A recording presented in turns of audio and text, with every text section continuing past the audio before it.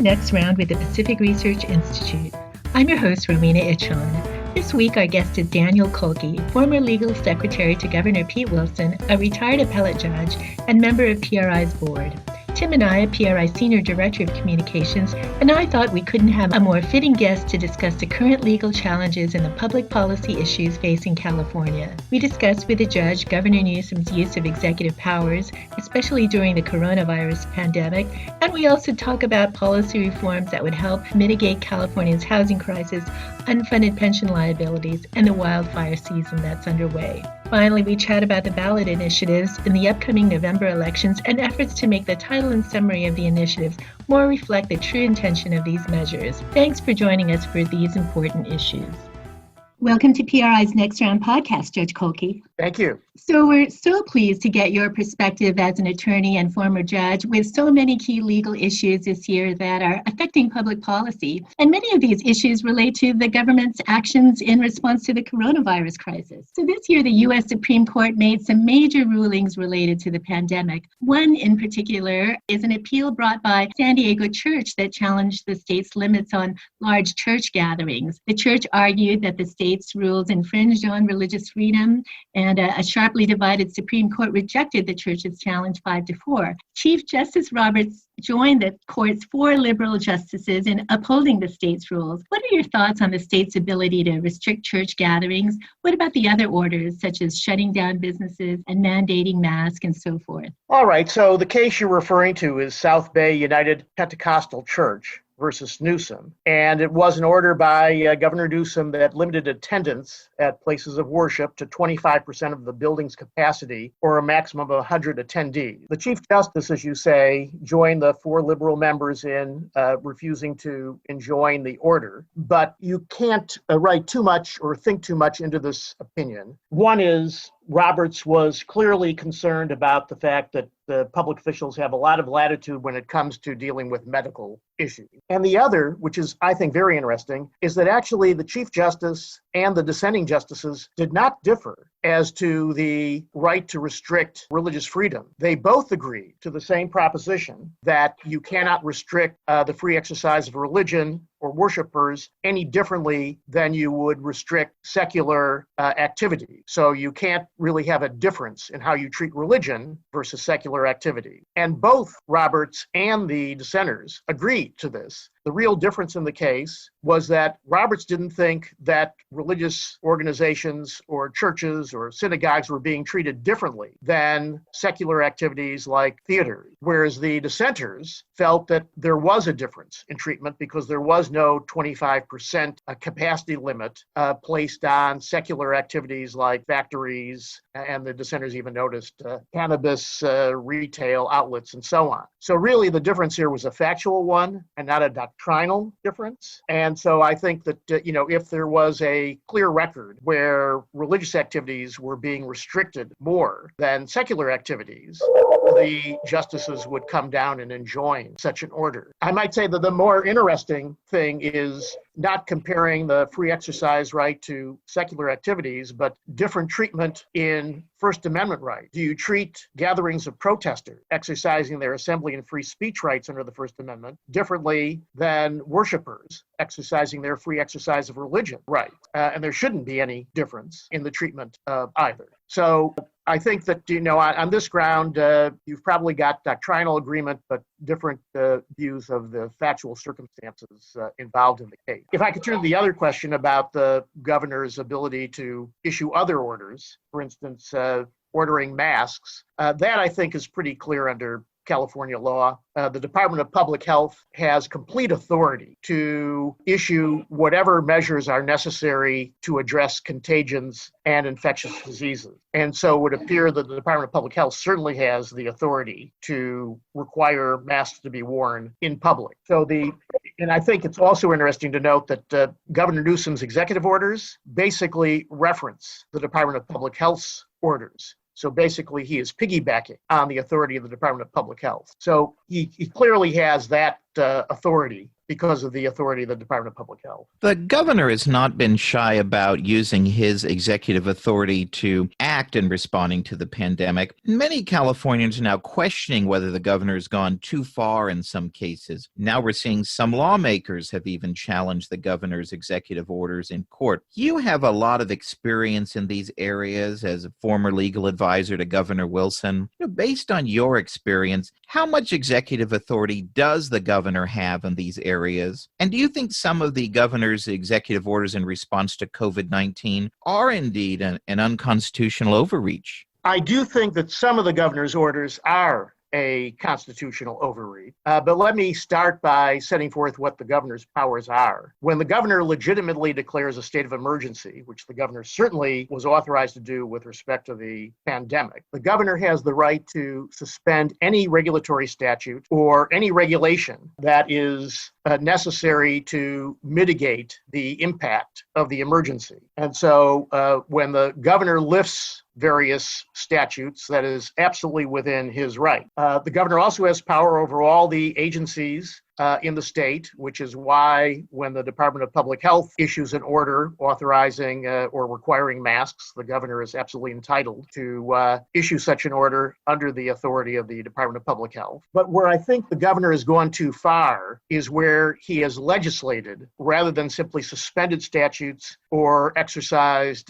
his right to have the state agencies act on his behalf. And the reason is that while the governor does have police power under his emergency powers, the California Constitution is very clear of the separation of powers between the executive, legislative, and judicial branches. And in fact, unlike the U.S. Constitution, there is an express separation of powers clause in the California Constitution. And that clause says that no branch can exercise the powers of the other branch. And what the governor has done in some isolated situation is he has exercised the legislature's power to legislate. For instance, he has issued an executive order that required employers to provide 2 weeks of supplemental sick leave for various food sector workers. And he issued another executive order with respect to workers' compensation that created a presumption that any person diagnosed with COVID-19 within 14 days of working at an employer's place of work was infected at work, even though, of course, the individual could have caught the disease from any of a number of sources. This, to me, is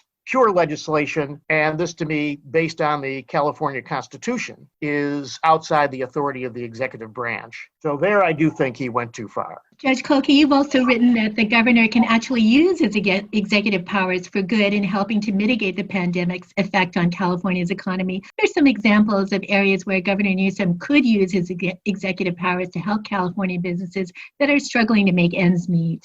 All right, so we go back to the governor's powers under the Emergency Powers Act. And that power, as I've noted before, gives him the right to suspend any regulatory statute or regulation whose strict adherence would prevent, hinder, or delay the mitigation of the effects of an emergency. So here, clearly, the pandemic emergency has greatly impacted the California economy to a point that we haven't seen since the Great Depression in the 1930s. So he clearly has the power to suspend regulatory statutes to mitigate the effects on the economy. What I have suggested is that the governor ought to direct his administration to identify every regulation and every regulatory statute that could be temporarily suspended to make it less expensive to hire workers. This, I know, is something that would have been done during Governor Wilson's administration if the governor had been faced a pandemic. He would have brought together his cabinet and said, let's get a list of every regulation, every regulatory statute that we could suspend to make it less expensive to hire workers and thus help businesses with respect to their costs and, of course, help workers to retain their employment or be hired because they'd be less expensive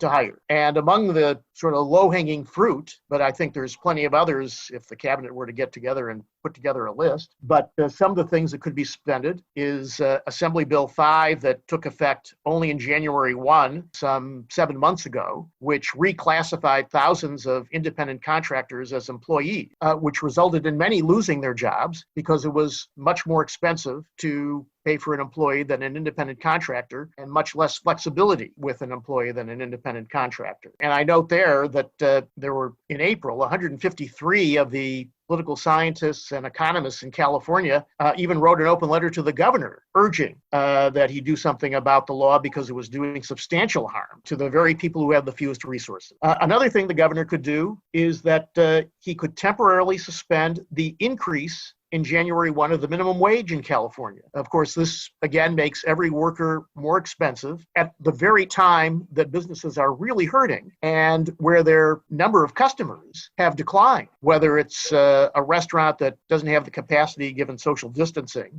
to handle the same number of customers, or a simple decline in demand. So to increase costs on business at the very time that the purchases from the business are decreasing and their profits are decreasing, or they're operating at a loss, that is not the time to raise the costs of employing workers. So that's another thing that the governor could do that would help the economy. And again, this would all be temporary until the effects of the pandemic finally were mitigated. But it seems to me at a time where businesses and people are really hurting, this is the sort of action that the governor has the power to take, and was the purpose of the Emergency Powers Act in the first place, to have the chief executive take quick action to mitigate the effects of an emergency. So thanks to COVID-19 changing the legislature's focus this year, state preparations to prevent future wildfires like those that devastated California last year has really been on the back burner this year. So we're now in the middle of wildfire season again, and Californians are wondering whether they'll be subjected to mass power blackouts again like they were during last fall's wildfires. You've written that the governor could act using his executive powers to prevent mass blackouts during future wildfires. How so? So let me first start by noting that I do think that some progress has been made on this point. I know that the California Public Utilities Commission's Wildfire Safety Division has approved the utilities wildfire mitigation plans, but this is a huge problem. And just to give an idea before I get to the potential solution of the problem, is just take PG&E.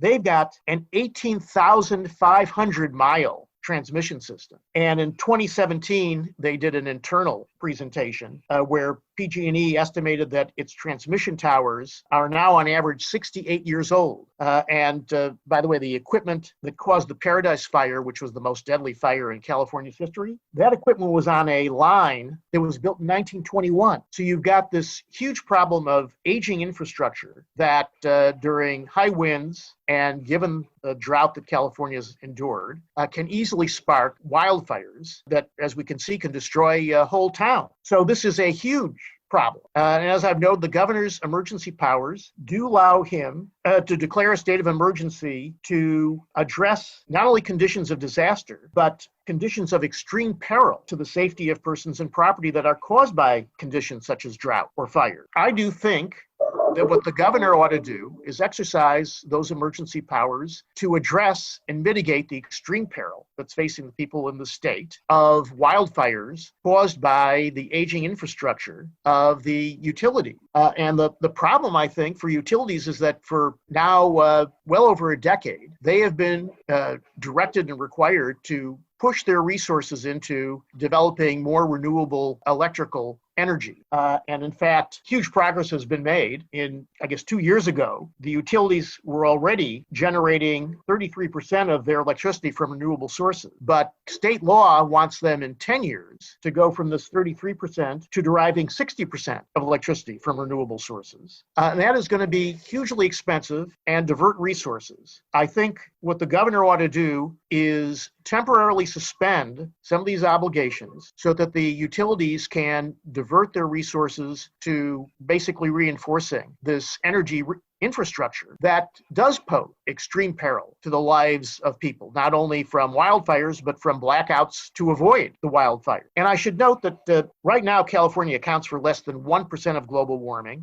It has done more to combat climate change than any other state. So temporary suspension is not going to have any real effect on climate change, but it could have a huge effect on securing the public from the risk of wildfires and blackouts during a time of drought, high winds, and an aging infrastructure that needs to have the attention and resources to improve it. And again, PG&E has reported it would take years to reinforce its aging infrastructure. So there really needs to be an emergency effort, and the state has got to help, because the state is the one who pushed to divert resources, presumably for a good cause, to increase renewable sources of electricity. But there's got to be some moderation, some balance as to the perils that society faces. And the immediate peril is from wildfires caused from aging energy infrastructure, drought, and high wind. Another issue that was top priority at the beginning of the legislative session but fell by the wayside was California's housing crisis. We've outlined some proposals the legislature should enact to reform the law and break the government-created logjam that's holding up housing construction. Share some of your reform ideas with our listeners. First, I should probably set the table here. I looked up recently the cost of building affordable housing. So in Los Angeles, to build an affordable housing unit is $500,000. And in San Francisco, a two-bedroom apartment that is supposed to be affordable costs $750,000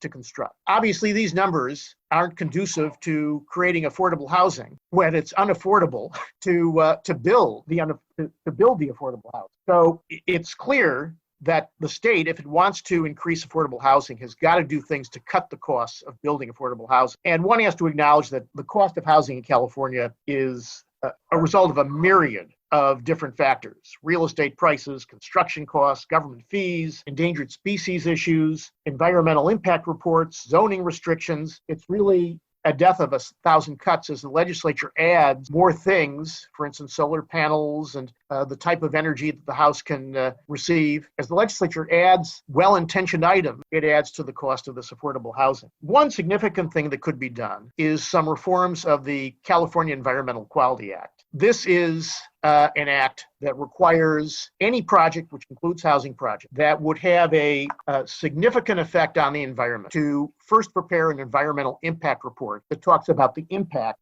from the particular construction project. But these impact reports can cost anywhere between $200,000 to millions of dollars to prepare. And there's delay associated with having to prepare these reports. The California Legislative Analyst, which is a bipartisan analyst, estimates that California's 10 largest cities averaged about 2.5 years to approve housing projects that required an environmental impact report. So you've got years in preparing these reports. After the report is prepared, project opponents can litigate the report as to whether or not it has significant omissions. And normally these reports are lengthy, they're detailed, they're very technical, and it is not hard to find some technical omission in these reports to make a claim about. The litigation then can add years of further delay, such that by the time the report's done, approved, and litigation's over, years have passed, and the construction costs that the project thought it had estimated properly have changed over, say, 5 years. So you've got the delay, the increased cost from the delay, the cost of the litigation, and by the way, during the litigation, you can't really get your project easily financed. So California has kind of built a system that makes it very expensive to build any construction project in the state.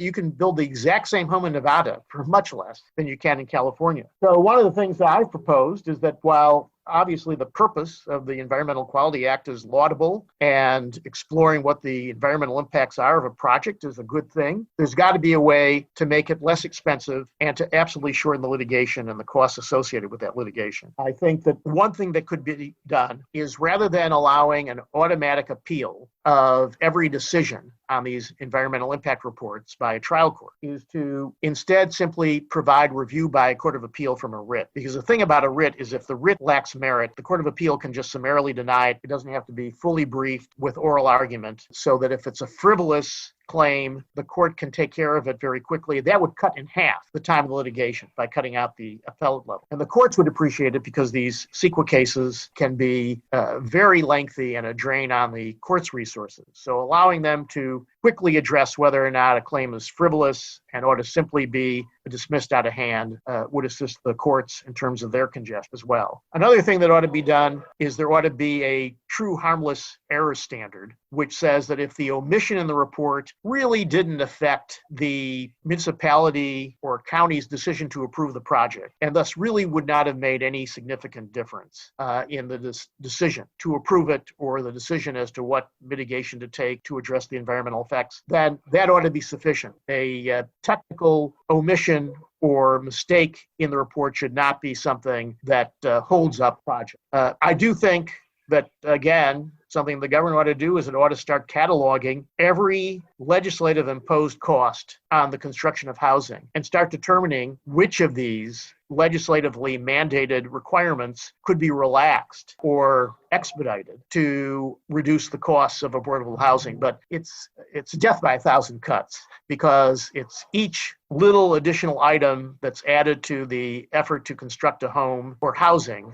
that together has created the problem that the state faces. So another issue where the courts and public policy have intersected is public pensions. Two big legal cases in recent months involved former Governor Jerry Brown's bipartisan pension reform measures that were enacted in 2013. Last week, the California Supreme Court handed down a unanimous ruling in a case from Alameda County that questioned Brown's efforts to outlaw pension spiking. So how did the court rule in this case, and what's your takeaway from the ruling and how it will impact efforts to finally reform California's broken public pension system in the months and years ahead? All right, so Governor Brown's legislative pension reforms were really very common sense reforms that addressed the low-hanging fruit with respect to the abuses of the pension system. So what we found in this new case by the California Supreme Court is that the court is absolutely willing to reject challenges to these efforts to address abuses of the public pension system. So as you alluded to, there was an earlier case, Cal Fire, which I might note PRI submitted an amicus brief, which upheld the elimination of an opportunity to purchase additional retirement credits in order to increase a pension. And in that case, the purchase price for these additional credits was much less than the real cost to the pension system. And the California Supreme Court upheld that reform. So the California Supreme Court in this recent case, Alameda County Deputy Sheriff's Association, also upheld the reform which limited pension spiking, which in essence is manipulating the compensation in a way to artificially increase the pension benefits to the employee or retiree. What I think is interesting about the case is that the court had to tackle what's called the California rule, which is really a unique rule of California's in terms of protecting against modifications to pension systems. So there's a general constitutional principle that's in the U.S. Constitution and the California Constitution that says the state cannot impair the rights in contracts. The California developed this California rule with respect to pensions, which is pretty convoluted, which basically is where there's a modification to a pension that imposes disadvantages on the employee, and those disadvantages are not accompanied by a comparable new advantage, then the court has to determine whether or not this adverse modification was for the purpose of maintaining the integrity and successful operation of that pension plan. And if so, the modification must either provide comparable new advantages unless those new advantages would undermine the purpose of the modification in the first place. So you can see this is a pretty convoluted rule. In this new case, the California Supreme Court did clarify the rule and made it clear that you don't always have to have a comparable new advantage to balance out the disadvantage that is created by the modification to the system. And that even without a comparable new advantage, the court can still uphold the modification if that modification basically was for the purpose of maintaining the integrity and successful operation of the pension plan and having some new comparable advantage to balance the modification to the system really was something that need not be done because it would undermine the purpose of the modification in the first place. So I think that the California Supreme Court, by clarifying the rule a bit, was a useful step. And I do note that that the California Supreme Court noted that while it had been urged in that case to basically overrule the California rule, that there was no need to do so in that case because it upheld the pension modification anyway. And that indicates that, there could be some case in the future where it does have to come to grips whether or not the California rule needs to be further refined or even overruled. But it's not prepared to do that right now. And as a matter of judicial restraint, courts shouldn't reach out to do things that they need not do to decide the case at hand. As we approach a 2020 election, Californians are preparing to vote on several key ballot measures that have a big impact on key public policy issues like taxes, rent control, and affirmative action. Judge Kolkey, you've written that the Attorney General is, in effect, putting his thumb on the scale of some of these measures through the titles and summaries written by his office. Lawsuits have been filed over the AG's characterizations of 6 different measures on the November ballot. Explain why the AG is doing what the AG is doing here, how it can tilt the scale in an election, and what reforms should be enacted to prevent this abuse. By law, the Attorney General is authorized and charged with writing the ballot label, which is a description of the initiative measure, as well as writing the title and summary of the initiative, which goes into the ballot pamphlet that the voter receives and can study before an election. And by law, the Attorney General is supposed to write a ballot label and title and summary that's true and impartial and is neither an argument nor likely to cause prejudice for or against the proposed measure. But what we've seen is in recent years, the Attorney General's ballot label and title and summary have not been impartial, but have actually been in the form of an argument that's designed to influence the voter. And this problem really goes back to at least 2014, when former mayor of San Jose, Chuck Reed, had to withdraw a pension reform initiative that he had when the title of the initiative measure that he had to circulate for voter signatures came back with the statement that it would eliminate constitutional protections for vested pensions and retiree health care benefits for current public employees, including teachers, nurses, and peace officers. So this was so tilted against the purpose of the initiative that the former mayor had to simply abandon even the effort to collect signatures. This year in particular, the Attorney General's ballot labels have been extremely outrageous on a number of measures. One measure, Proposition 20, reclassifies specified felonies, such as rape of an unconscious person, or felony domestic violence, or felony assault with a deadly weapon, as violent felony offenses, as they should be. And if it's a violent felony offense, that then restricts the offender's entitlement to parole. But instead of describing this impartially, the Attorney General's ballot label says that the initiative restricts parole for nonviolent offenders. But in fact, we're talking about rape, domestic violence, assault with a deadly weapon, and to describe this as restricting parole for nonviolent offenders is really an effort to influence the voter and is not an impartial description of what the measure is. Let me give you another example. Proposition 22 establishes criteria for determining whether the drivers of rideshare companies are employees or independent contractors. And if they're independent contractors, it actually provides them with types of employee benefits like minimum wage and subsidies for health insurance. The Attorney General, however, rather than saying that Proposition 22 establishes criteria or changes the criteria for determining whether these drivers are employees or independent contractors, instead has said that Proposition 22 exempts companies from providing employee benefits to certain drivers. Now, this is an argument and not an impartial statement of the measure, particularly because the Attorney General originally had a title and summary that simply said that the initiative changes employment classification rule. And he changed it only after he sued Uber and Lyft to force them to treat their drivers presently as employees. The court has not decided that